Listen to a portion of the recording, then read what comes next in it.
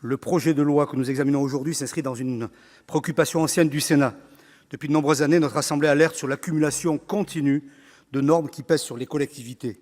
Cette inflation normative, qui se traduit à la fois par une multiplication des obligations et par une complexification croissante des procédures, finit par éloigner les élus locaux de leur mission première. Agir concrètement au service de nos territoires. Simplifier, c'est avant tout faire confiance aux élus locaux, reconnaître leur capacité d'initiative et leur donner les moyens d'agir plus efficacement au service de leur territoire. Ce texte permettra néanmoins plusieurs avancées utiles, susceptibles de faciliter la vie des élus locaux.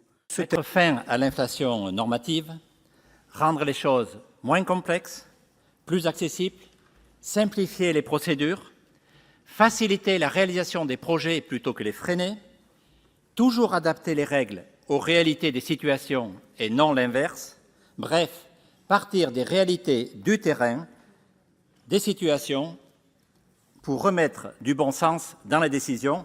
Voilà ce qu'attendent les élus locaux et voilà ce qu'attendent nos concitoyens. Trop souvent, les normes inadaptées entravent l'action des élus, freinent les projets et renchérissent leurs coûts.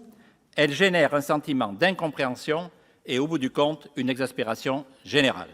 Les élus attendent des mesures simples, concrètes, visibles, qui facilitent leur quotidien.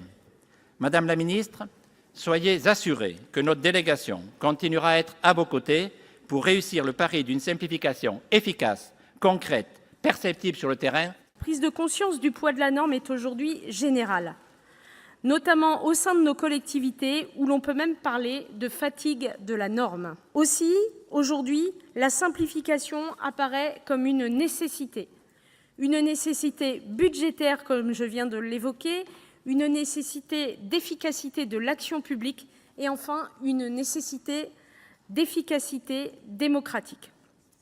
Face à un État ankylosé, dont les symptômes se répercutent sur nos collectivités, le groupe de l'Union centriste participera pendant ces prochaines séances à perfectionner encore ce texte qui doit constituer un petit matin d'espoir pour la simplification.